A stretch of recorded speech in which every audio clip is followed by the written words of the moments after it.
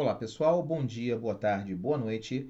Aqui Renato Siqueira falando e hoje eu decidi gravar um vídeo a respeito, uma videoaula, na verdade, a respeito de um assunto que é muito caro para mim, um assunto que eu gosto muito. Quem me conhece sabe que eu falo muito a respeito de neurociência, comportamento, psicologia, são temas que eu gosto muito e dentro dessa temática, um assunto especificamente e principalmente nos dias de hoje, na nossa sociedade atual, altamente conectada, é um assunto que não pode ser deixado à margem, é um assunto que tem que ser trazido para discussão, que é toda essa questão referente aos questionamentos que nós devemos nos fazer a respeito daquilo que se apresenta para nós, né? Aquilo que se apresenta para nós como verdade, aquilo que se apresenta para nós como dogma. Eu tenho uma expressão que guia a minha vida, que é questione-se, tá? E essa expressão eu gosto muito dela porque ela começa com questione, ou seja, de forma muito direta ela diz questione. Não aceite nada como verdade. Não aceite nada como modelo, tá? Tudo na sua vida você deve colocar sob uma lente. Você deve investigar, você deve buscar, você deve perguntar tudo. E tem ali, né, o C, questione-se, ou seja, além de questionar tudo e todos, você deve, em primeiro lugar, questionar a si mesmo. Questionar as suas motivações, questionar as suas verdades, as suas crenças, os seus valores, as suas escolhas. Questionar-se, na minha concepção, é o único caminho para o real desenvolvimento. Tá? A gente só consegue se desenvolver de fato quando a gente questiona aquilo que a gente acredita. Aí a gente consegue dar esse passo à frente, ok? Bom, eu queria abrir, né, com uma imagem que eu gosto muito, tá? Que é essa. Aquilo que tu acreditas que é verdade é mesmo verdade? Ou apenas acreditas que é verdade porque te foi ensinado que é verdade e não te deixa ao trabalho de verificar se era mesmo verdade? Isso é uma coisa que eu gosto muito de questionar. Eu gosto muito de perguntar. Às vezes a pessoa diz assim, não, porque isso aqui é verdade.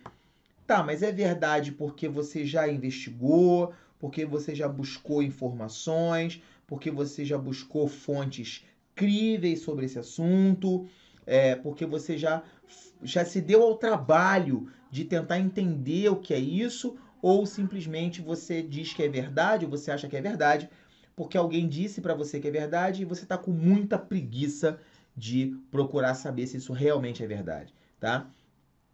Eu tenho como premissa o seguinte: eu não acredito em verdades absolutas, em dogmas, eu não acredito em absolutismos. Tudo está disponível para ser questionado, investigado, revisto, ok? É assim que a ciência funciona. A ciência, há 50 anos, levantava um monte de questões que hoje a própria ciência condena e a própria ciência diz que não é correto. Então, se a ciência, né, de forma cíclica, está sempre se desafiando e sempre dizendo, olha, não era bem isso que a gente acreditava, ok? Como é que eu ou você vou dizer que eu tenho certeza absoluta de alguma coisa e que essa coisa é a verdade? Como eu poderia fazer isso, tá? Então, eu gosto muito dessa imagem, né? Porque ela fala o seguinte: ela mostra ali uma figura tridimensional e ela mostra duas imagens bidimensionais que são a representação dessa imagem vista de dois pontos diferentes. E aí ela mostra e diz: isto é verdadeiro, isto é verdadeiro, e essa é a verdade. Ou seja, se você jogar um facho de luz daqui para cá, você vai ver um quadrado. E isso é verdadeiro. Quem olha daqui para cá, jogando um facho de luz, você vai ver aqui uma circunferência, uma esfera, e isso também é verdadeiro. Mas a verdade é composta de mais de um ponto de vista. Então a mesma imagem pode ser um quadrado ou pode ser um círculo, dependendo de qual ângulo você está olhando para essa situação, tá? Então, o contexto, o ponto de vista influencia poderosamente no teu entendimento das questões, ok? É mais ou menos o que diz também essa imagem, né? Eu gosto muito desses quadrinhos, se bem que o criador dele, infelizmente, decidiu levantar uma bandeira política, né? Através do seu quadrinho e, enfim, se desvirtuou um pouco do trabalho, na minha concepção, que não necessariamente está certa, mas eu gosto muito desse quadrinho, né? Porque ele diz ali, mais ou menos, se você voltar, você vai ver que é mais ou menos o mesmo universo ali, né? Isso é um quadrado com certeza. Não. Com certeza é um triângulo. E aí quando você, né, olha os lados, você fala, então, né? Peraí, não é bem isso. Então, assim, a gente tem que olhar por outros pontos de vista, né? Uma base que eu acho interessante demais, e eu acho que todo mundo deveria ler esse livro, é o livro do David McCraney. Você não é tão esperto quanto pensa. 48 maneiras de se auto-iludir. O ser humano não é, eu vou falar isso de forma categórica, o ser humano não é uma criatura racional. Racionalidade é um engodo. Racionalidade é uma mentira. Não existe racionalidade, tá? O que existe são racionalizações. É quando você usa, tá, o teu aparato racional da tua mente para racionalizar uma decisão subconsciente, inconsciente que você já tomou, normalmente guiado por questões emocionais, né? Questões afetivas, emocionais, e aí você racionaliza aquela ação, aquela decisão, para que aquilo seja justificado perante a sociedade. Mas, na verdade, isso é uma forma de se auto-iludir, ok? E esse livro é espetacular e fala muito sobre essas questões do auto-engano, beleza? Quem me segue lá no Telegram, quem participa lá dos grupos que eu tenho, pode ter acesso a esse livro aí se quiser lê-lo, ok? Vamos lá. O efeito Dunning-Kruger, tá? Essa é a primeira coisa que eu gostaria de falar dentro dessa aula, dessa apresentação, o efeito Dunning-Kruger, né? Que é o que a gente chama de superioridade ilusória, tá? O efeito Dunning-Kruger, ele estuda uma coisa que é muito conhecida das pessoas. No senso comum, né? A gente percebe isso com muita facilidade, né? Geralmente, deixa eu botar aqui, o efeito Dunning-Kruger tem muito a ver com essa questão do cara se considerar especialista, né? E esse cara na foto, o Umberto Eco, ele foi um grande filólogo, um grande escritor e tudo mais, um cara muito inteligente, um cara muito estudado, um verdadeiro especialista nas suas áreas. E o Umberto Eco tem uma frase que ficou famosa, a gente vai falar dessa frase mais à frente, tá? Mas vamos primeiro falar sobre essa questão do especialista, tá? Tem uma teoria que diz que para você se transformar em especialista numa determinada área, você precisa de pelo menos 10.000 horas atuando nessa área, né? Estudando, trabalhando, para que você possa de fato se considerar um especialista, tá? E aí o que acontece? Hoje, numa sociedade extremamente credencialista, onde venderam para vocês a mentira de que basta você ter um diploma ou um certificado para você automática e magicamente se transformar num especialista, eu, como mestrando em novas tecnologias digitais na educação, ou seja, mestrando em educação, tenho uma péssima notícia. Para você se transformar num especialista, você precisa de pelo menos 10.000 horas de experiência em uma determinada área. Isso significa muita leitura, muito estudo, significa muito treinamento, muito sacrifício. Pelo menos, se você fizer um trabalho por 8 horas seguidas, se você trabalhar 8 horas seguidas todos os dias em uma determinada atividade, você leva aproximadamente de 4 a 5 anos para se tornar um especialista numa determinada área. Em contrapartida, né? Hoje em dia nós temos os especialistas de proveta, né? O cara que termina um MBA, termina uma pós-graduação, termina um mestrado e já se considera especialista, ok? E essa é uma das coisas que o Umberto Eco atacou, né, condenou. Eu costumo dizer que o conhecimento de um especialista é como as matrioscas. As matrioscas são bonequinhas russas, né? Aquelas bonequinhas, todo mundo já deve ter visto isso alguma vez na vida. É uma bonequinha pequenininha, que você tem uma outra boneca um pouquinho maior que vira uma cápsula para essa pequenininha, e aí tem uma outra um pouquinho maior que encapsula aquela outra, e outra, e outra, e outra. São bonecas que se encapsulam, né? Uma dentro da outra. São bonecas que têm camadas, né? Uma resguardando a outra. Por que eu costumo dizer que o conhecimento de um especialista é como uma matriosca? Por quê? O especialista, ele na verdade, o conhecimento dele é composto de inúmeras camadas de saberes, né? Um especialista, ele não é simplesmente, se ele é especialista única e exclusivamente naquela única área de saber que ele supostamente se diz especialista, ele pode não ser tão especialista assim. Ele pode sofrer de superioridade ilusória. Por quê? Porque não há saber isolado, não há saber que não se interconecte com os demais saberes. Então, se eu sei muito de uma única área do saber, talvez eu não saiba tanto quanto eu acho que na realidade eu sei, ok? E aí a gente vai falar sobre o efeito Dunning-Kruger.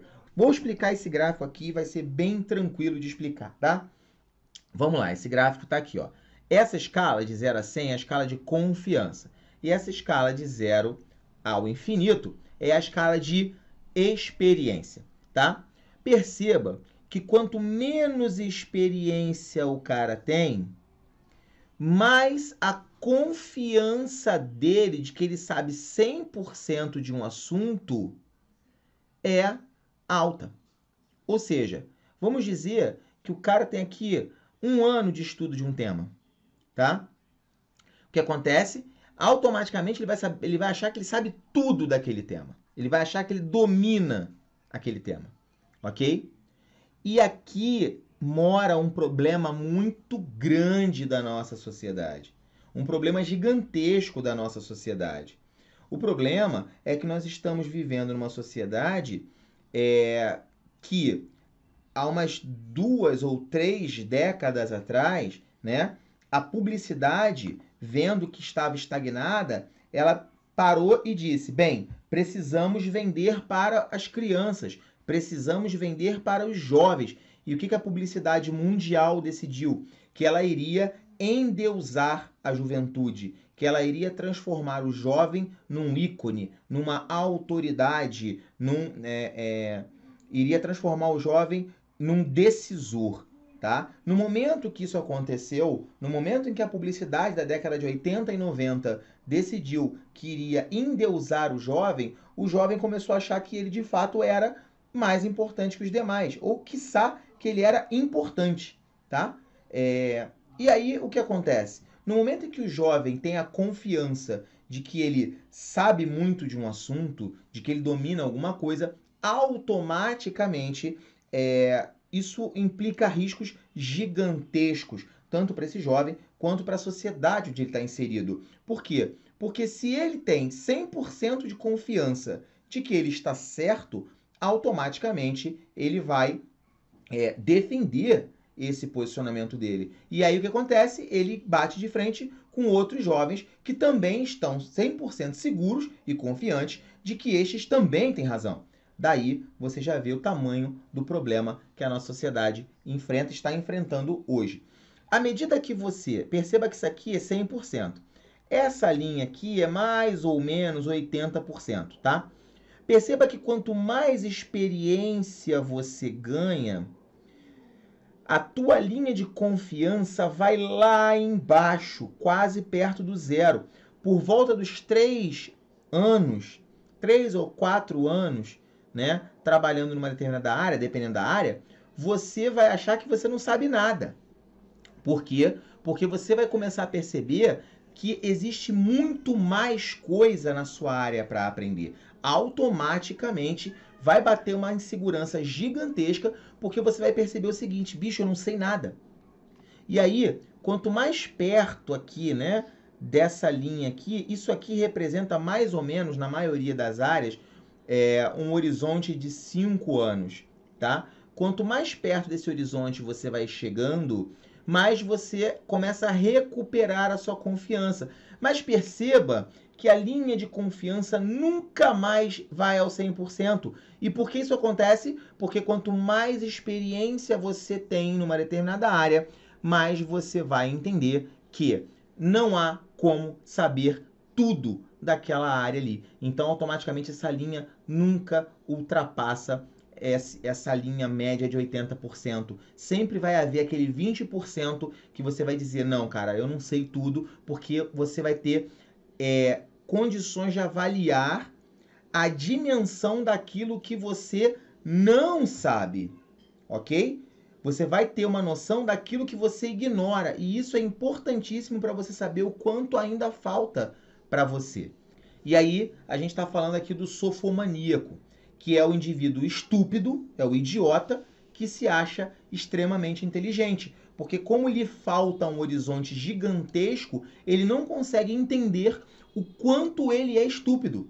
Ele acha que ele é especialista em tudo. Por quê? Porque ele não sabe, na verdade, ele não sabe o suficiente sobre nenhum assunto para saber que ainda tem muita coisa para aprender e que, portanto, ele não é especialista como ele acha, ok? Aí é onde entra a frase desse meu amigo Humberto Eco, que inclusive é a capa do meu Facebook, que diz: a internet e as redes sociais deram voz a uma legião de imbecis, ok? Utilizando, né, a frase dele foi: as mídias sociais deram direito de fala a legiões de imbecis, que anteriormente falavam só no bar, depois de uma taça de vinho, sem causar dano à coletividade. Diziam imediatamente a estes para calar a boca, enquanto agora eles têm o mesmo direito à fala que um ganhador do prêmio Nobel. O drama da internet é que ela promoveu o idiota da aldeia a portador da verdade. É óbvio, né? É óbvio que Humberto Eco era um crítico, né, das novas tecnologias e tal. Não que ele era contrário às novas tecnologias. Ele era um crítico do papel das novas tecnologias no processo de disseminação da informação. Então, quando ele diz que as redes sociais deram voz a uma legião de imbecis, é óbvio, né, que os imbecis vão se voltar contra ele. Porque se você compreende, né, que existe todo um mecanismo de desinformação baseado nessa questão, né, das redes sociais, tá? Automaticamente você já vai entender. Não dá para você saber tudo, tá? Você em algum momento você vai ser incompetente em alguma área do saber, né? Infelizmente, o que acontece? As pessoas, né, que mais precisam desse conhecimento são aquelas que mais ignoram esse conhecimento, tá? E justamente pagam um preço alto por essa ignorância. Por que que isso acontece? Por uma razão bastante simples. Porque ninguém quer ser chamado de imbecil. E dói admitir as próprias fragilidades, dói admitir as próprias incompetências. Sendo assim, quando Humberto Eco disse que a internet e as redes sociais deram voz a uma legião de imbecis, automaticamente a galerinha ficou bastante chateada. Isso não quer necessariamente dizer que ele estava errado, porque não estava. E como é que isso é comprovado? Através do efeito Dunning-Kruger, né? Esses aqui são os imbecis. Por quê? Antes da internet, esse imbecil aqui, tá? Esse cara, deixa eu botar aqui o ponteirinho, esse cara que se achava o máximo, ok? Ele não tinha direito de fala. Ele bebia uma cervejinha na mesa do bar, vomitava lá as merdas dele, e aí alguém falava pra ele: pô, para de falar merda, cara. Falando merda, pô. E aí ele se recolhia, calava a boca e seguia a vida. E aí, essa trava que ele levava era importante para que, número 1, se ele tivesse muita certeza que ele estava certo, ele fosse buscar informação, experiência, para comprovar que ele tinha razão. E se não, ele simplesmente se recolhia à sua insignificância e a vida seguia, tá? Por isso, Humberto Eco disse isso, que a internet e as redes sociais deram voz a uma legião de imbecis. Sim, a internet e as redes sociais foram fundamentais na transformação do nosso mundo, trouxeram muita coisa boa, permitiram que as pessoas estudassem de qualquer lugar do planeta. A minha profissão não existiria sem internet. Esse vídeo, essas ideias não estariam sendo divulgadas, disseminadas, compartilhadas se não fosse a internet. A internet é um meio genuinamente democrático de disseminação e de compartilhamento da inteligência coletiva, da sabedoria, de conteúdos úteis, né, de denúncias. Agora, junto com isso, você também deu o direito à voz a pessoas que não contribuem em absolutamente nada para uma sociedade melhor. Muito pelo contrário, as pessoas usam esse meio de comunicação maravilhoso, esse meio de construção de uma sociedade melhor, usam para disseminar fake news numa época de pós-verdade, ok? Isso me lembra muito esse filme, o filme Idiocracia. Esse filme, no começo dele, né, ele tem um trailerzinho muito interessante que mostra dois casais. Um casal notoriamente de classe média alta norte-americana e um casal de classe baixa norte-americana. E aí, enquanto o casal de classe média alta fica adiando, né, a maternidade, né, a paternidade, fica adiando a decisão de ter filhos, o casal de classe baixa norte-americana se reproduz como coelhos, né? E aí o filme mostra que isso continua acontecendo por geração após gerações após gerações, e o mundo foi ficando idiotizado. Por quê? As pessoas que poderiam contribuir com um mundo melhor, com um mundo mais culto, com um mundo baseado, né, no conhecimento, no crescimento, na ciência, nas filosofias, essas pessoas, por terem consciência de quão complicada a vida está, de como está difícil as coisas acontecerem, de como está difícil criar um filho, essas pessoas tomaram a decisão de ter menos filhos. Enquanto aquelas pessoas, né, que não têm consciência social do impacto das suas decisões no coletivo, vão tendo filho à torta e à direito. O que acontece? Automaticamente, as pessoas idiotas, tá? Aquelas pessoas que não têm condições de entender, né, nem no médio nem no longo prazo, muitas vezes nem no curto prazo, o resultado das suas ações, acaba que essas pessoas acabam tendo mais filho, e essas pessoas não dão cultura a essas crianças, essas pessoas não dão suporte emocional, não dão suporte cultural, e essas crianças vão replicar esse modus operandi e transformar o mundo numa idiocracia. É mais ou menos disso que esse filme fala, né?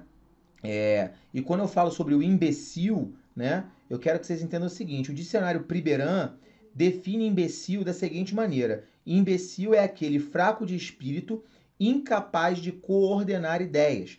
Já o léxico destaca a palavra imbecil como alguém desprovido de inteligência, que carece de sensatez, ignorante, que manifesta banalidade ou ausência de propósito, pessoa que não possui inteligência, senso ou tino.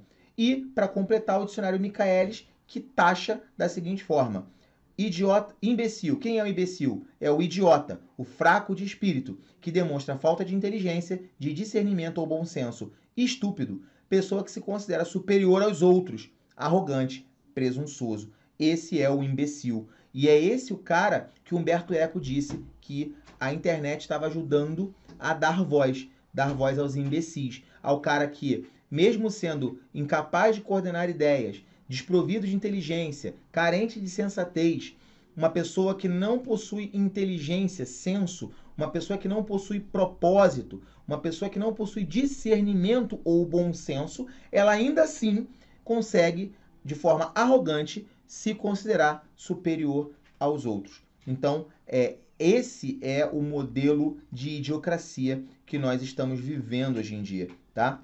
Vamos falar agora um pouquinho sobre pontos de vista, tá? A gente falou sobre o efeito Dunning-Kruger. O que é o efeito Dunning-Kruger? O efeito Dunning-Kruger é o cara que não sabe nada sobre um determinado assunto, não tem experiência nenhuma, ele se acha ao máximo, porque ele não consegue sequer perceber o tamanho da própria ignorância em relação àquele assunto que ele pretende abordar, né, ou defender. Agora vamos falar de pontos de vista, que é uma coisa importante para a gente entender o efeito do Dunning-Kruger, ok? Eu gosto muito dessa frase do Albert Einstein. Gosto muito dessa frase, muito. Tudo aquilo que o homem ignora não existe para ele. Por isso, o universo de cada um se resume ao tamanho do seu saber. Ok? Se você que está vendo esse vídeo, se você é um adolescente, se você tem a idade aí 18, 19, 20, 22, 25 anos, você pela sua própria natureza, não é uma ofensa, você viveu pouco, você provavelmente leu pouco, você estudou pouco, você se aculturou pouco, você viajou pouco, então provavelmente você é um idiota. Mas eu não quero que você fique chateado por eu ter dito isso. Por quê? Porque você não possui substância o suficiente para criar de uma forma ampla discernimento, bom senso, propósito, tá? Tem muita gente maior de 40 que ainda não tem propósito na vida. O jovem carece de sensatez, carece de tino, carece de bom senso muitas vezes, tá? E ainda assim se acha o fodão, né? Porque o jovem se acha o máximo. Então, todo jovem, tá? Que personifica esse estereótipo, ele ignora muita coisa. Muita coisa, tá? O universo do jovem é muito pequeno, é muito restrito. E aí o que acontece? Ao invés de buscar o conhecimento, o aprendizado, o amadurecimento, experiências, cultura, o jovem quer entrar na internet para discutir o assunto polêmico do momento. Ele quer entrar na internet, quer entrar no grupo do Facebook, quer entrar na postagem do coleguinha e quer chegar lá e cagar regra. E quer dar a opinião dele e ele tem que ser respeitado, porque ele é o fodão daquele assunto. Mesmo que ele não tenha lido uma porra de uma página sobre aquele tema. Compreendem como o efeito Dunning-Kruger gera uma geração de pessoas idiotizadas e perigosas para a sociedade? É disso que eu estou falando. E aí, quando a gente fala de ponto de vista, a gente fala de referências. Que eu falei do jovem. O jovem não tem referências, tá? Você pergunta ali, tá muito fundo? Não, que nada, bate no pescoço. Eu gosto muito dessa imagem, né? Sua verdade não é a mesma que a minha. Por quê? Porque cada pessoa, gente, tem um referencial de vida. Cada pessoa tem uma maneira de encarar as questões da vida. Por quê? Porque a tua vida é formada de tudo aquilo que te aconteceu de bom e de ruim. E aí isso vai te dar uma percepção das coisas, uma visão única, exclusiva, tão exclusiva como a sua impressão digital, ok? Você pode ser criado na mesma família que o teu irmão, com os mesmos brinquedos, com a mesma comida, pelos mesmos pais e provavelmente você e o teu irmão terão visões de vida completamente diferentes e essa imagem mostra isso de forma fantástica. Isso é o que eu quero dizer, tá vendo? Olha que interessante, né? O ponto de vista. Olha como é que o ponto de vista modifica sobremaneira a forma como você percebe as coisas, né? Como a girafa está olhando ali de cima, né, a maçã ali e o leite, a maneira como ela pinta vai refletir o que ela está vendo, o que ela percebe, a maneira como ela enxerga a coisa. Então, automaticamente, a gente olha e fala, não, tá errado. Mas tá errado porque a gente vê de uma forma diferente, né? Nós estamos vendo através de um outro ponto de vista. E o ponto de vista, ele é formado por aquilo que a gente aprende, por aquilo que a gente desenvolve, pela maneira como a gente vive, pelas nossas referências diretas e indiretas, nossa família, igreja, trabalho, amigos, tudo isso influencia o nosso ponto de vista sobre as coisas, tá? Por exemplo, essa imagem também é incrível, incrível, eu acho essa imagem sensacional. A gente tem aqui dois pintores, nós temos Cândido Portinari e Salvador Dalí olhando para o mesmo objeto. Mas Portinari, que é um adepto, né, do cubismo, vai interpretar esse ovo, codificar esse ovo e representar esse ovo dentro do sistema dele, que é o cubismo. Já Dalí, que trabalha com surrealismo, ele vai interpretar esse ovo de uma outra maneira, dentro de um outro código, com uma outra linguagem. Então a gente tem ali Portinari e Dalí olhando para o mesmo objeto e cada um deles interpretando dentro do seu conjunto de códigos, valores, né, na sua percepção artística. Isso é a vida, gente. Cada pessoa vai olhar para uma questão, para uma coisa, para uma situação e vai codificar essa situação, essa coisa, essa pessoa dentro do seu sistema de crenças, de valores, da forma como você percebe as coisas. E aí é que está o problema. A gente quer convencer o coleguinha de que o nosso jeito de ver é que está certo. E aí é onde acontecem os problemas na nossa sociedade, né? Por quê? Porque nós enxergamos o mundo e as pessoas de acordo com aquilo que nós somos. Nós não vemos o mundo real, nós não vemos a realidade, nós vemos a nossa realidade, nós vemos o nosso mundo. Percebam que a rosa, né? Ela olha para o cacto e ela vê o quê? Ela vê a flor. Porque a rosa, como flor, vai enxergar no outro o quê? A flor. Já o cacto, que preponderantemente é feito de espinhos, vai olhar para o outro e vai enxergar o quê? O espinho. Porque é isso que se destaca nele. Nós sempre vamos ver o mundo através das nossas lentes, dos nossos valores, das nossas crenças e dos nossos paradigmas, ok? E também eu gosto muito dessa imagem. Essa imagem eu editei ela, né, para que ela ficasse dessa forma. Eu sempre vi essa imagem com essa mensagem: não é porque você está certo que eu estou errado. E aí temos dois caras ali olhando para o mesmo símbolo, um de um lado, outro do outro, um dizendo que o número é 9 e outro dizendo que o número é 6. Eu sempre me incomodei com essa imagem porque dizia: não é porque eu estou certo ou que você está certo que eu estou errado. Sim, um dos dois está errado. Esse símbolo ou é um 6 ou é um 9. Ele vai ser um desses dois. Então, algum desses dois caras está errado.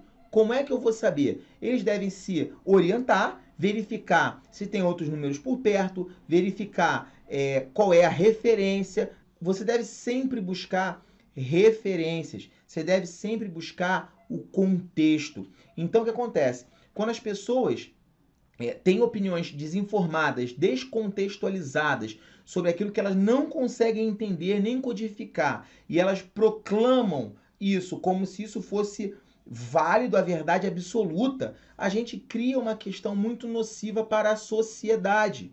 Porque ali a última frase é o que define: ninguém quer pesquisar, apenas estar certo. A gente retorna nesse momento, tá?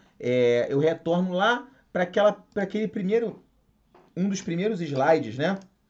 Que é esse aqui, um dos primeiros slides, onde eu digo o seguinte, eu faço um questionamento: aquilo em que tu acreditas que é verdade é mesmo verdade ou apenas acreditas porque alguém disse para você que é verdade, te ensinou que é verdade e você, preguiçoso que é, não te deixa ao trabalho de verificar se era mesmo a verdade? Então, eu gosto muito disso porque isso se soma a essa questão aqui da percepção, né? Você deve respeitar a percepção alheia, porque a percepção alheia é diferente da sua percepção. Não necessariamente você vai perceber a mesma coisa que o outro.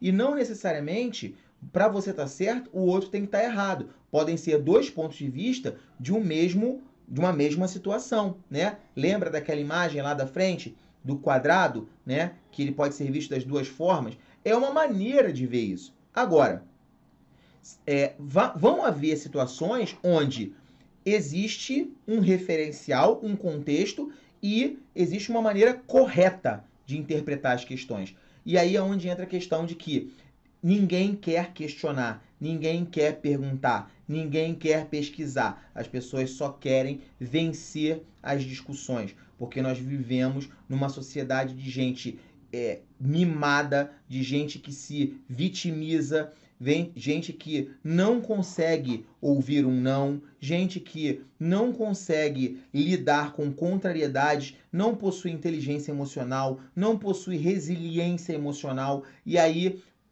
se entra numa discussão e uma pessoa questiona aquilo que ela está dizendo, ela já leva isso como ofensa pessoal. Ela já acredita que você está buscando ali ofendê-la. E aí ela se torna mortalmente ofendida com aquela sua pergunta, aquela sua questão, né? Essa é a sociedade que a gente está vivendo, graças, né?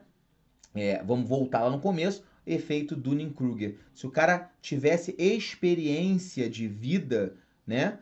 Ele iria entender que existe mais do que o certo e o errado. Tem muito mais coisa para se aprender, tem muito mais coisa para se entender. E aí essa pessoa não ficaria moralmente ferida de ser questionada. Ela no máximo iria dizer, cara, tá aí, vou pensar mais sobre isso, ok? Gosto muito dessa historinha, que é a historinha do prato de arroz. Vou ler para vocês, né? Um sujeito estava colocando flores no túmulo de um parente, quando vê um chinês colocando um prato de arroz na lápide ao lado. Esse sujeito se vira para o chinês e pergunta, desculpe-me, mas o senhor acha mesmo que o seu ente querido, o seu defunto, vai vir comer o arroz? E o chinês lhe responde, sim, geralmente ele come o arroz na mesma hora em que o seu vem cheirar as flores. Certo? Como é que fecha a história? Respeitar as opções do outro, a crença do outro, os valores do outro, em qualquer aspecto religioso, social, político, econômico, é uma das maiores virtudes que o ser humano pode ter. As pessoas são diferentes, agem diferente, pensam diferente. Não julgue as pessoas. Tente compreendê-las, tente olhar para a questão através da ótica delas e, se não puder, no mínimo, respeite a forma das pessoas de pensar que é diferente da sua, ok? Aí a gente fala sobre a questão da percepção e dos vieses cognitivos. Por que é tão difícil para a gente se colocar no lugar do outro? Por que é tão difícil para a gente calçar o chinelo do outro? A gente vai falar um pouquinho sobre isso. Essa imagem é muito legal, né? Porque a gente vê aqui o rinoceronte, né? Todas as telas que ele pinta, aparece o chifre dele ali. Isso mostra, né? Eu falei sobre isso lá atrás. Isso mostra o quê? Que nós imprimimos no mundo que nós observamos e experimentamos as nossas impressões pessoais. Nós imprimimos no mundo os nossos problemas. Nós imprimimos no mundo as nossas frustrações. Nós imprimimos no mundo as nossas incompetências. E aí, isso é o que a gente chama em psicologia de projeção. Você projeta no outro aquilo que você tem dentro de você. E geralmente, né, o que te incomoda no teu semelhante é aquilo que você precisa consertar em você mesmo. Normalmente a gente projeta, espelha no nosso semelhante os nossos defeitos. E aí a gente critica. Nossa, aquela fulana é tão fofoqueira, né? Mas de repente, essa é uma característica que você precisa consertar em você mesmo. Em você mesma. E aí você projeta isso no outro, porque o que te incomoda na outra pessoa normalmente é um traço de caráter, um traço psicológico que você deve corrigir em si mesmo. Nós imprimimos no mundo que nós observamos a nossa pegada, né? Nós imprimimos o nosso padrão, os nossos valores, as nossas crenças no mundo que nós observamos à nossa volta. Por isso que eu não acho piegas aquela frase que diz que se você mudar internamente, se você mudar o teu mundo interior, todo o mundo exterior vai mudar também. Isso não é piegas, isso não é frasezinha de para-choque de caminhão. Isso é uma realidade científica, psicológica, comprovável, né? O budismo diz isso, o espiritismo diz isso e outras religiões também o fazem quando dizem que quando você muda o seu estado de espírito, o mundo exterior acompanha a sua mudança. Por quê? Porque você olha para o mundo com outros olhos, com uma outra ótica, com uma outra energia, com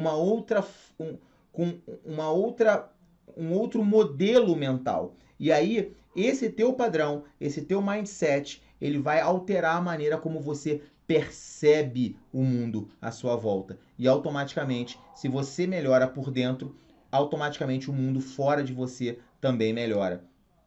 Eu gosto muito desse texto também, tá? Esse texto diz o seguinte, que antes da gente julgar os outros, ou a gente querer pretender que somos detentores da verdade absoluta, nós devemos considerar que nós podemos ver menos de 1% do espectro eletromagnético, né, da luz observável, e que nós ouvimos menos de 1% do espectro acústico, tá?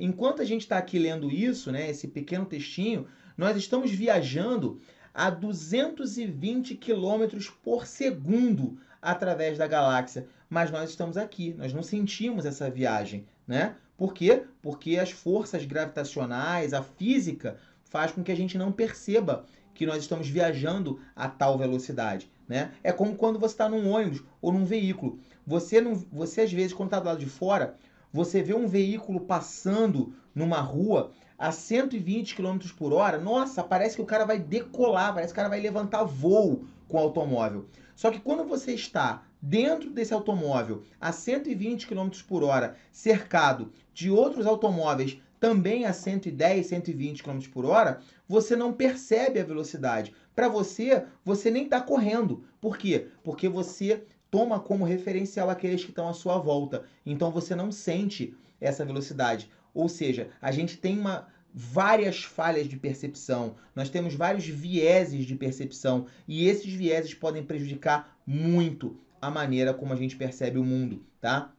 Ele diz aqui também que 90% das células do nosso corpo que a gente carrega, né, possuem o seu próprio DNA e não são você. Ou seja, muito do nosso corpo, muito do nosso peso é feito de micro-organismos que têm vida própria, tá? Ou seja, você no teu corpo, você hospeda quilos e quilos de micro-organismos que não são você, mas que formam você, né? Olha que loucura, olha que coisa, né?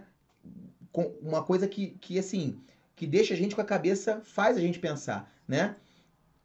Os átomos do nosso corpo são 99,99999% de espaço vazio, tá? E a gente não nasceu com nenhum esses átomos, né? Esses átomos, né? Essas células, elas vão sendo renovadas ao longo da nossa vida, tá? O tempo todo. Então, olha que loucura. Dizem cientistas que a cada 7 anos, aproximadamente, todas as células do seu corpo se renovaram. Então, a cada 7 anos, você tem um corpo completamente novo. Olha que loucura, tá? Também mostra aqui que seres humanos têm 2 cromossomos a menos que uma batata. A gente tem, eu acho que um cromossomo a mais ou a menos que o porco. Olha que loucura, gente. Um cromossomo, uma coisa que você não consegue... Você enxergar um cromossomo, você tem que usar um microscópio de altíssima potência. Você não consegue nem ver esse negócio. Mas um cromossomo é a diferença entre você nascer humano ou nascer porco. A existência do arco-íris depende dos fotorreceptores cônicos dos seus olhos. Nos animais que não existem esse receptor cônico, para esses animais, o arco-íris não existe, né? Ou seja, a gente só consegue perceber as cores do arco-íris porque o nosso corpo, os fotorreceptores cônicos dos nossos olhos montam através, né, do espectro eletromagnético, montam esse arco-íris para nós toda vez que a gente olha para onde ele deveria existir. Então é muito interessante, muito maravilhoso que nós criamos os arco-íris quando a gente olha para o local onde o espectro eletromagnético forma aquela cor. Por quê? Porque somente com esse 1% de percepção do espectro eletromagnético nós somos capazes de enxergar tantas cores maravilhosas. Então, percebe que a tua percepção ela é muito limitada, é muito pouca coisa que você tem consciência, tá? E a gente acha que a gente é dono da verdade, tá? E isso é que é mais interessante, né? A gente mesmo com tudo isso, a gente acha que a gente está sempre certo, né? Essa imagem é um grande exemplo de como a tua percepção te tapeia e de como a tua percepção te faz de trouxa, ok? Percebam nessa imagem, né? Você tem aqui ó, a menininha com uma camisa vermelha, a menininha com a camisinha verde aqui, outro com a camisa vermelha, outro com a camisa azul, camisa verde, né? Camisa azul aqui amarela. Beleza? Então você bate o olho, você vê a foto colorida. Só que se você parar de verdade e prestar bem atenção nessa foto, você vai reparar que essa foto não é colorida, ela é preta e branca. Essa foto é preta e branca. O que faz você ter a impressão de que a foto é colorida são as linhas coloridas que atravessam as pessoas e que fazem os fotorreceptores dos seus olhos acreditarem que essa foto é colorida, mas ela não é colorida, é uma foto preto e branca, ok? Aqui embaixo tem o endereço, né, onde você pode pegar essa imagem original e fazer a comparação. Ela é uma foto preto e branco. Só que ela foi construída para enganar os seus olhos e fazer você acreditar que ela é uma foto colorida, ok? Falando agora de vieses, né? A gente falou de percepções, tem muito mais coisa para falar, mas o vídeo já está indo para 50 minutos, né? Uma aula de quase 1 hora já. Falando de vieses cognitivos, eu agora quero falar de vieses comportamentais. E a primeira coisa que me vem à mente quando eu falo de vieses comportamentais é o experimento do Dr. Stanley Milgram, ok? Ele tem um filme na Netflix, eu acho que ainda tem, chamado O Experimento, ok? E esse filme, o Experimento, ele mostra, né, ele dramatiza o experimento realizado pelo Dr. Stanley Milgram. O Dr. Stanley Milgram, que é esse cara aqui, e essa aqui era a equipe dele, tá? E essa era a máquina do Stanley Milgram. Perceba que ela tem aqui vários botõezinhos, né? Como é que funcionava isso? Esse experimento funcionava da seguinte maneira. Um cara que se dizia um professor fazendo a pesquisa, convidava um voluntário para ficar sentado em frente a essa máquina aqui, enquanto uma outra pessoa ficava numa outra sala, e esse voluntário que ficava sentado aqui não tinha contato com a pessoa na outra sala, contato visual. Só tinha contato através de um sistema sonoro, onde a pessoa na outra sala respondia perguntas. E toda vez que ela errava uma pergunta, tá? A pessoa que estava trabalhando com essa máquina aqui, que estava controlando essa máquina, a pessoa no controle da máquina apertava um desses botões e dava um choque na pessoa que estava na outra sala. E o que acontece é que essa máquina tinha aqui umas escalas que diziam que era um choque leve, choque moderado, choque forte. E aí quando começava a vir para cá, começava a ter uns avisos de risco de vida, etc. E qual era o experimento? O experimento era saber quantas das pessoas iriam até o último botão, que era uma descarga considerada mortal. E do outro lado, a pessoa que estava respondendo a pergunta, toda vez que errava, levava um choque. Só que qual era a pegadinha do experimento? A pessoa na outra sala, que gritava toda vez que tomava um choque, não era um candidato, não era uma pessoa que estava ali participando do experimento, era alguém da equipe do professor Milgram. E essa pessoa ficava gritando, me larga, eu tenho problema cardíaco, você vai me matar, para com isso, deixa eu sair daqui.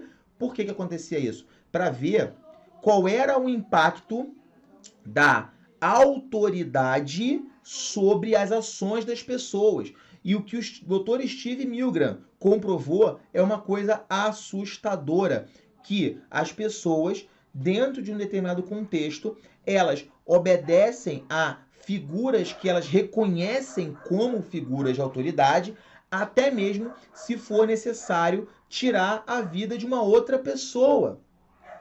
Então o Dr. Steve Milgram comprovou que figuras de autoridade e contextos, tá, que induzem a pessoa à obediência podem fazer com que um ser humano, um pai de família, uma pessoa cristã, possa se sentir autorizada a torturar um outro ser humano porque alguém está mandando. Esse estudo é um estudo que deu origem ao filme, é um estudo que foi amplamente documentado e que mostra um viés cognitivo muito perigoso da espécie humana, que é a necessidade da obediência às figuras de autoridade. Isso tem a ver também com o comportamento de manada, vou falar disso daqui a pouco. O experimento de Stanford, tá, do professor Philip Zimbardo, também tem um filme, tá, um filme bastante impactante, onde o professor Philip Zimbardo fez um estudo onde ele pegou pessoas de uma cidade, tá, de Stanford, próxima a Stanford. Ele separou essas pessoas em prisioneiros e carcereiros. colocou essas pessoas no subsolo da Universidade de Stanford, em uma das instalações da Universidade de Stanford, e transformou essas instalações em um simulacro de presídio e fez com que os prisioneiros se comportassem como prisioneiros e os carcereiros se comportassem como carcereiros. A única regra é: não pode haver agressão física, perfeito? Se houver agressão física, todo mundo perde. E na época, se eu não me engano, cada um iria ganhar um prêmio de $10.000 por participar do experimento. Isso era um dinheiro absurdo na época, era uma coisa mais ou menos assim. E quando os carcereiros descobriram que ninguém estava prestando atenção no que estava acontecendo e que ninguém estava interrompendo o experimento irrompeu numa situação de violência extrema, tá? Na qual pessoas foram agredidas violentamente, houve morte no experimento, tá? Um prisioneiro matou um carcereiro ou vice-versa. Por quê? Porque o fato do contexto de autoridade, né, do poder que é concedido à pessoa, faz com que ela se despersonifique. Quando você bota um uniforme de time num pai de família e joga ele dentro de uma torcida organizada, se ele gosta muito de futebol, ele tem o potencial de se transformar num criminoso, de matar um torcedor do outro time, simplesmente porque, de acordo com o que diz Freud, na psicologia das massas e análise do eu, ele está despersonificado da sua identidade enquanto indivíduo e está tomado da psicologia daquela massa. Ou seja, automaticamente, esse pai de família, ele deixa de ser esse pai de família e ele se torna parte de uma massa acéfala que toma decisões coletivamente. E as decisões coletivas da massa normalmente são decisões bestiais. Foi o que aconteceu no experimento de Stanford, ok? Por que isso acontece? Porque normalmente os seres humanos não têm consciência desses vieses cognitivos, tá? Não tem consciência, né, dessa questão das percepções, não tem consciência da questão da obediência à autoridade, não tem consciência do efeito Lúcifer e da psicologia das massas, né, da psique das massas, da despersonificação do indivíduo, ok? E aí, automaticamente, por você ignorar esses fatos, tá? Que são vieses cognitivos importantes da sua psique, você acaba cometendo erros graves na sua vida, ok? A síndrome de manada, ela é explicada por um vídeo, eu vou colocar o link para vocês aqui embaixo. Tem um vídeo muito interessante de uma menina que está numa sala de espera e aí tem vários atores nessa sala de espera e toda vez que toca uma campainha, todo mundo se levanta, menos a menina, porque ela não é uma atriz, ela é uma pessoa normal que está participando do teste. Essa campanha toca mais uma vez, todo mundo levanta. E ela fica olhando em volta, meio assim, né? Meio sem saber o que fazer. Depois de algumas vezes que a campanha toca e todos se levantam, ela, mesmo sem saber por que, simplesmente se levanta acompanhando, né, o movimento do grupo, tá? Tem um pesquisador chamado Jonah Berger que explica o comportamento dela, né? O comportamento de manada, que é um comportamento de aceitação do grupo, tá? Os nossos ancestrais, era importante que eles se comportassem de forma homogênea, né? Se comportassem como manada, porque se desviar do seu grupo de referência, né? Ou seja, agir em desconformidade com o grupo, poderia implicar a esse indivíduo risco de morte. Então, para que ele não morresse, ele agia em conformidade com o grupo, tá, ok? Para não ser colocado no ostracismo e aí, automaticamente, na pré-história, ser colocado numa situação de ostracismo era praticamente uma pena de morte, ok? Era quase certo que um indivíduo de uma sociedade pré-histórica exposto ao ostracismo iria em algum momento virar comida de algum predador. Beleza? E daí vem a nossa necessidade de respeitar as normas dos nossos grupos de referência. E é por isso que você deve questionar sempre seus valores, suas crenças, aquilo que você considera como verdade. Porque você pode estar sendo vítima do seu comportamento de manada. Você pode estar sendo vítima do efeito Lúcifer. Você pode estar sendo vítima da psicologia das massas. Você pode estar sendo vítima desses vieses cognitivos e você não tem nem sequer a percepção de que isso está acontecendo, porque você nem sabe que essas coisas existem, ok? Esse é o vídeo da menina, né? Da sala de espera. Depois de 2 ou 3 vezes que ela vê essa galera levantando, ela também se levanta. Isso é o comportamento de manada. E ela não consegue entender por que ela fez isso. Ela simplesmente faz. E é exatamente isso que acontece nas nossas vidas todos os dias, várias vezes por dia, ok?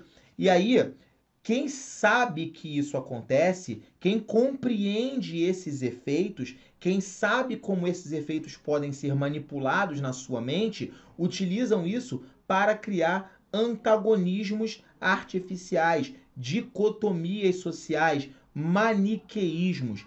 E aí criar, né, aquele efeito nós contra eles, que é utilizado desde a Roma Antiga, 3.000 anos antes de Cristo.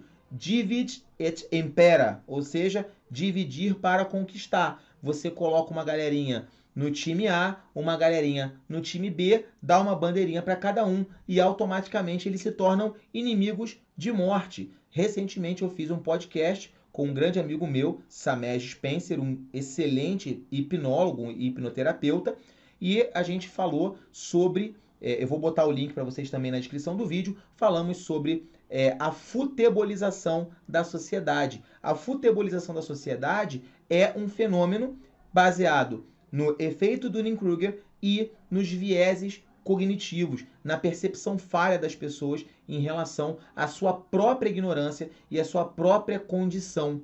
Quando você ignora isso, pessoas habilmente treinadas, como eu, por exemplo, podem utilizar essas suas falhas, esses seus vieses cognitivos para transformar vocês em massa de manobra, que é o que a mídia vem fazendo na nossa sociedade nos últimos anos, né, em função das transformações políticas que estão acontecendo no nosso país. Quando a gente fala, né, do efeito Dunning-Kruger, também tem uma outra questão que também é prejudicial, que é a síndrome do impostor.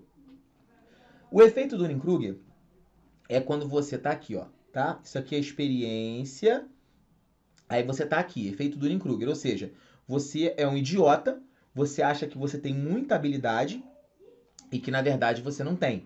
Você se percebe como sendo muito hábil em determinada área, mas, na verdade, a tua habilidade real está mais ou menos aqui, ok? Só que à medida que você ganha a habilidade real, tem algumas pessoas que não conseguem perceber essa habilidade. Elas têm uma falha em perceber a sua habilidade, apesar de ter essa habilidade real. Aí você cai nesse vale aqui, que é o vale da síndrome do impostor. O que é a síndrome do impostor? É a pessoa que tem muita habilidade real, mas que não consegue perceber essa habilidade. E aí ela acha que ela é uma impostora, né? Essa pessoa acha que ela não tem competências reais, que ela não pode contribuir, né, de fato com nada, porque ela de fato não tem essa competência que as pessoas enxergam nela. É uma falha de autopercepção. É o extremo oposto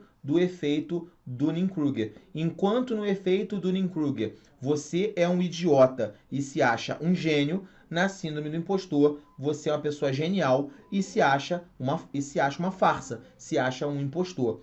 Ambas as situações são muito perigosas. Porém, o efeito Dunning-Kruger é muito mais perigoso para a sociedade, porque você tem um monte de gente idiota que acha que é o máximo, que tem uma habilidade percebida gigantesca, quando a habilidade real é quase nenhuma. O conhecimento acerca dos assuntos que elas pretendem, né, discutir é quase nenhum.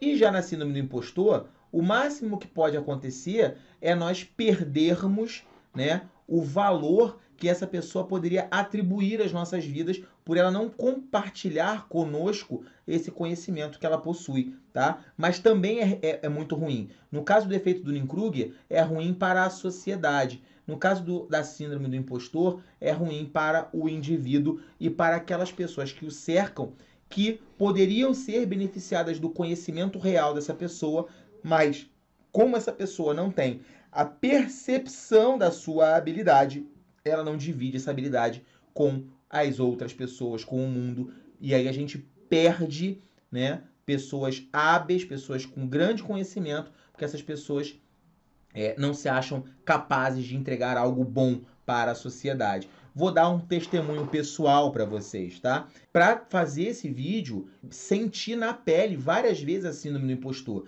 Eu fiz e refiz esses slides várias vezes, até que eu me dei conta de que eu estava preso na síndrome do impostor e eu simplesmente ordenei os slides da melhor forma possível e gravei o vídeo. O que eu quero fazer de fato é mostrar para você, né, que existe esse problema, existe esse viés e que a gente precisa estar consciente desses vieses, conscientes dessa falha de percepção que nós temos como seres humanos, para que nós possamos, por um lado, nem ser pegos no efeito do Dunning-Kruger, ou seja, questionar tudo e todos, principalmente a nós mesmos, questionarmos os nossos próprios valores, as nossas crenças, as nossas limitações ou as nossas competências, tá? Eu tenho realmente essas competências? Eu tenho realmente essas limitações? Então nós temos que questionar todos os dias, tudo e todos, inclusive a nós mesmos. E por outro lado, temos a síndrome do impostor, e onde você deve questionar se realmente você não é tão bom quanto você acha que não é,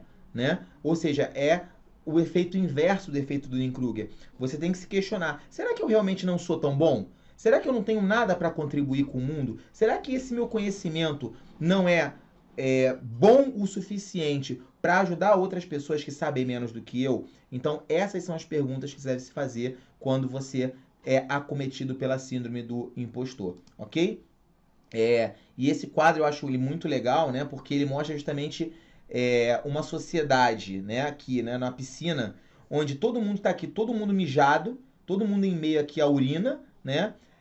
Ridicularizando a pessoa aqui que está, a única pessoa da piscina que está na água limpa, né? Ou seja, quando você está numa sociedade suja, numa sociedade doente, né? É você que parece o errado, mas na verdade você é a única pessoa que está ali afastada da sujeira, afastada da poluição, do ruído, do barulho, e só que a sociedade do espetáculo que está à tua volta, né? O objetivo dela é esse, é gerar ruído, é gerar fake news, é gerar escarnecer daquelas pessoas que demonstram a iniciativa de questionar, que querem perguntar. Então, se você tenta questionar as coisas, você é atacado, você sofre escárnio, você sofre ataques, você sofre provocações, você é ofendido, você é achacado, você sofre bullying. Por quê? Porque as pessoas à sua volta, que estão aqui, né, no meio da sujeira, da urina, elas são muitas, né? E elas se acham no direito de, mesmo estando numa condição aqui deplorável, fazer pouco caso daqui das pessoas que estão numa condição de pureza, estão numa condição de limpeza, simplesmente porque o referencial delas se está todo mundo mijado, errado é quem não está, né?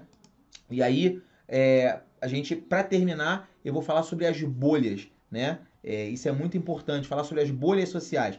Bolhas sociais como zonas de conforto da nossa idiotice, da nossa ignorância, da nossa estupidez, ok? Vamos falar aqui sobre esse assunto. Eu vou botar um vídeo para vocês aqui que fala sobre isso, tá?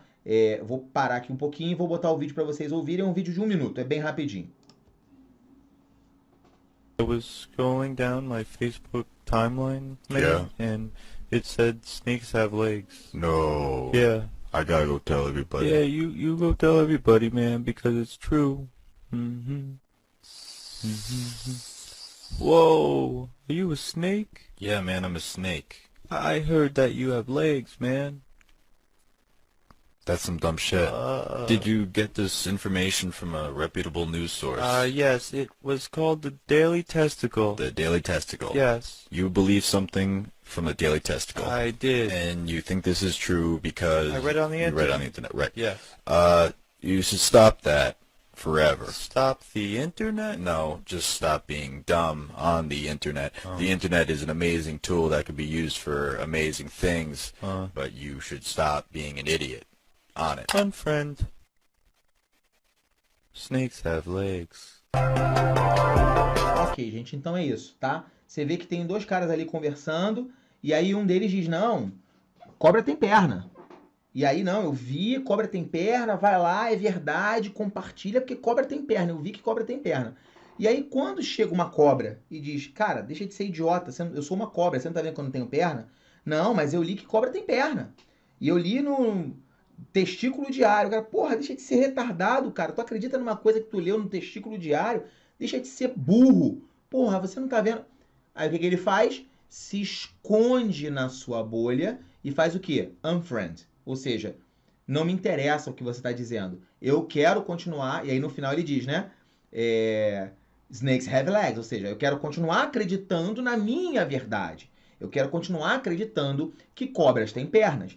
E se você não acredita nisso, se você tenta tolir essa minha verdade, eu simplesmente calo a sua boca, eu bloqueio você, eu desfaço amizade com você, porque a sua opinião não interessa. Eu estou certo, eu tenho que ter razão e assunto encerrado. Quem quiser concordar comigo é bem-vindo. Quem não quiser concordar comigo, eu simplesmente calo virtualmente, porque não me interessa a opinião de quem não concorda comigo. É uma forma bastante democrática de se construir uma sociedade. Só que não.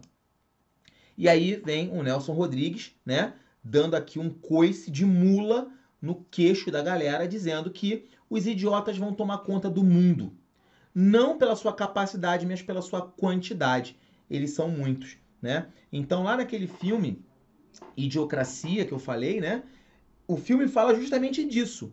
O mundo se torna uma idiocracia porque as pessoas inteligentes, elas deixam de procriar porque elas têm noção, né, de qual é o tamanho da responsabilidade de criar filhos, enquanto os idiotas vão ali tendo filho, foi pro baile funk, entrou no trenzinho do funk, engravidou. Beleza. Foi ali, fez foi ali na baguncinha ali, no pagodinho, deu um sarra ali no cantinho, engravidou. E aí vamos botar a gente no mundo. Só que pessoas sem a menor condição intelectual, cultural, moral, de ter filhos, de cuidar desses filhos. Aí a solução qual é? Ou você aborta essa criança, e aí aborta fisicamente, ou então, a posteriori, você a aborta socialmente, emocionalmente. Por quê? Você cria uma criança, essa criança nasce, e essa criança fica jogada. Você larga na creche, você deixa na casa de um e de outro, você não dá atenção, não dá cuidado, não dá amor, não dá cultura, não dá educação, e aí depois, né, o que resta para a sociedade é ter que se livrar, né, dessa criança que não foi adequadamente, não foi planejada, não foi criada, não foi cuidada, não foi amada. E aí eu encerro, né, com essas palavras do Nelson Rodrigues.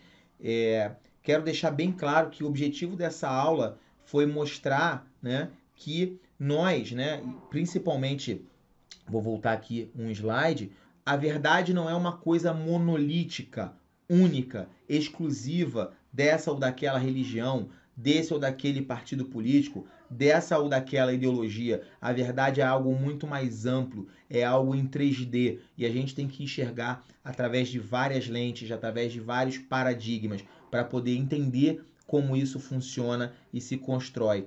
Quanto menos você sabe de um assunto, mais você acha que você é o máximo e o especialista naquilo. Então, quando você encontrar um colega seu que acha que ele sabe tudo de política internacional, sabe tudo do que está acontecendo no cenário político do país, sabe tudo do que está acontecendo na ecologia, sabe tudo do que está acontecendo na Amazônia, sabe tudo do que está acontecendo sobre tudo que o cerca, ele certamente está sendo vítima do efeito Dunning-Kruger. Talvez seja legal você pegar o link desse vídeo e mandar para ele. É provável que ele não passe dos primeiros 10 minutos, porque uma pessoa que sofre do efeito Dunning-Kruger nunca vai assistir uma aula dessa de 1 hora e 20 minutos de duração. Mas certamente você vai ter feito a tua parte no mínimo, ok?